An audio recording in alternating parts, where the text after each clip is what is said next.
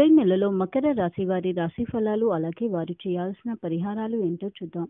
July నెలలో మకర రాశి వారు వారి మిశ్రమ ఫలితాలను పొందుతారు. ముఖ్యంగా ఈ నెలలోని మొదటి 2 వారాలు కూడా మీకు అనుకూలంగా ఉంటుంది. ఆ తర్వాతి 2 వారాలలో మాత్రం మీరు చాలా జాగ్రత్తగా ఉండాలి. ముఖ్యంగా మీ దగ్గరి బంధువులు, అది కూడా మీ భార్య తరపు దగ్గరి బంధువుల నుంచి మీకు ఏవైనా సమస్యలు రావచ్చు. అయితే మీరు చాలా నిగ్రహంగా ఉండటం మంచిది. అలాగే అది మీ ఆరోగ్యం పట్ల ప్రభావం పడకుండా చూసుకోవాలి.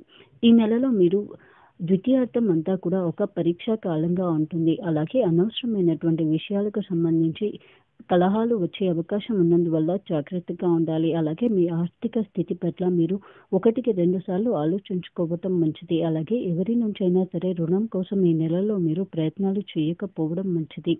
మీ స్వంత వారితో ఈ నెలలో మీకు విభేదాలు వచ్చే అవకాశాలు ఎక్కువగా ఉన్నందువల్ల జాగ్రత్తగా ఉండాలి. ఈ నెలలో మీరు వచ్చేటువంటి 15వ తేదీ మధ్యాహ్నం 1:28 నుంచి 17వ తేదీ మధ్యాహ్నం 3:11 వరకు కూడా ఎలాంటి కొత్త పనులను ప్రారంభించడం, ఇంకా కొత్త నిర్ణయాలను అమలు పరచడం కానీ అంత మంచిది కాదు. మీ ఉద్యోగపరంగా ఈ నెలలో మీకు 15వ తేదీ తర్వాత నుంచి ఒక ప్రత్యేక కాలంగా ఉంటుంది. ముఖ్యంగా ఈ నెలలో వచ్చేటువంటి బుధవారాలు ఇంకా శనివారాలలో మీ ఉద్యోగపరంగా మీరు ఏదైనా శుభవార్త వింటారు. అయితే మీ ఉద్యోగానికి సంబంధించి ఏవైనా దీర్ఘకాలిక సమస్యలు వచ్చే అవకాశం ఉన్నందువల్ల జాగ్రత్తగా ఉండాలి. ముఖ్యంగా మీరు ఎలాంటి ప్రలోభాలకి లోనవ్వడం అంత మంచిది కాదు.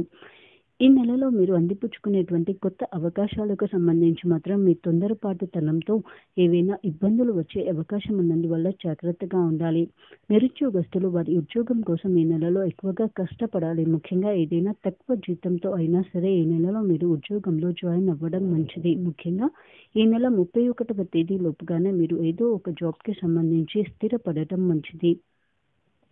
వ్యాపార రంగానికి చెందిన వారు ఈ నెలలో మిశ్రమ ఫలితాలను పొందుతారు. ముఖ్యంగా ప్రజల నుంచి మీకు ఆదరణ తగ్గవచ్చు. అలాగే మీ వ్యాపార పరంగా ఎలాంటి కొత్త పనులను ప్రారంభించడం లేదా వ్యాపార విస్తరణను చేయడం మాత్రం అంత మంచిది కాదు. అలాగే మీ ఉద్యోగస్తుల నుంచి మీకు ఏవైనా సమస్యలు వచ్చే అవకాశం ఉన్నందువల్ల జాగ్రత్తగా ఉండాలి. అలాగే కమిషన్ మీద వర్క్ చేసే వారికి ఈ నెలలో ఎక్కువ ఒత్తిడికి లోనవుతారు.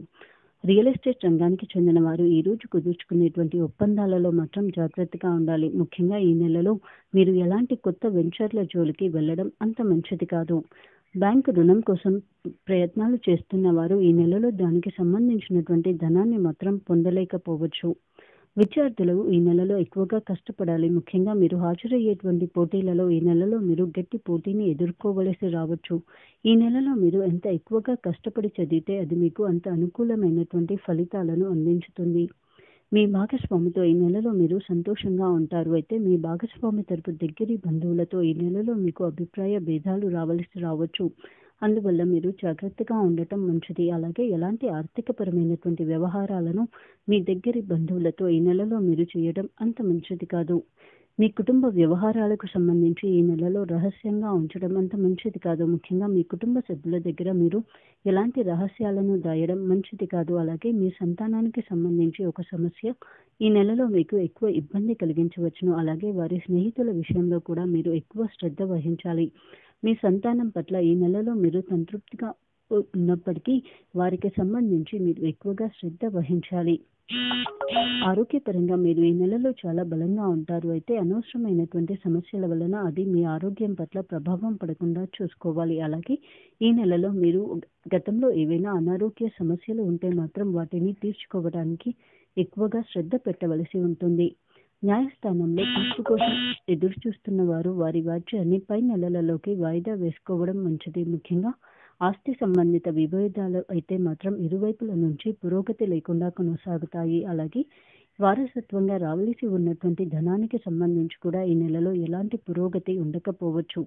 ముఖ్యంగా రియల్ ఎస్టేట్ రంగానికి చెందిన వారికి వారి సమస్య పరిష్కార దిశగా న్యాయస్థానంలో ఏదైనా సమస్య ఉంటే దానిలో కూడా ఎలాంటి పురోగతి ఉండకపోగా అది మిమ్మల్ని ఎక్కువగా ఇబ్బందికి గురి చేయవచ్చు. ఇంకా మీ న్యాయస్థానంలో తీర్పు కోసం ఈ నెలలో మీరు ఎక్కువగా ఖర్చులు కూడా చేస్తారు.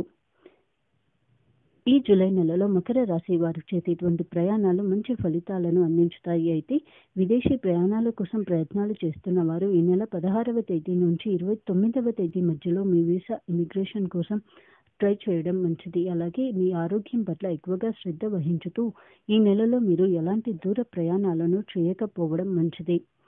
ఆదాయపరంగా ఈ నెలలో మీకు ఆదాయ వ్యయాలు సమానంగా ఉంటాయి. ముఖ్యంగా ఈ నెలలో మీరు మీ ప్రయాణాల కోసం, ఇంకా న్యాయస్థానంలో తీర్పు కోసం, ఇంకా మీ కుటుంబ సమస్యల కోసం ఎక్కువగా ఖర్చు చేస్తారు. అలాగే ఈ నెల 18వ తేదీ నాటికి మీరు పెద్ద మొత్తంలోని ఆర్థిక వ్యవహారాలు చేస్తే పర్లేదు, కానీ 18వ తేదీ తర్వాత నుంచి మాత్రం ఎలాంటి పెద్ద మొత్తంలోని ఆర్థిక వ్యవహారాలను చేయకపోవడం మంచిది. ముఖ్యంగా మీ దగ్గరి బంధువులకు ఏవైనా రుణాలు ఇవ్వడం లేదా వారి కోసం మీరు ఏవైనా ఖర్చులు చేయడం కూడా అంత మంచిది కాదు. అలాగే ఈ నెలలో మీరు పెట్టుబడులను పెట్టకపోవడమే మంచిది.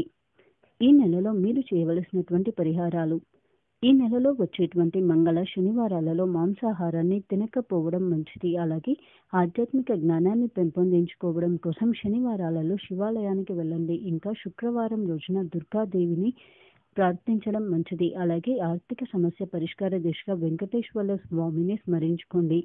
మీ శత్రువుల నుంచి, ఇంకా మీ కుటుంబపరమైన వ్యవహారాల నుంచి బయటపడడానికి సుదర్శన మహామంత్రాన్ని వినండి. ఇంకా వికలాంగులకు మీ పాత వస్తువులను దానంగా ఇవ్వండి. అలాగే మీకు వీలున్నటువంటి ఏదైనా ఒక రోజున మీ ఇంటి దగ్గరలోని గుడిలో అన్నదానాన్ని నిర్వహించండి.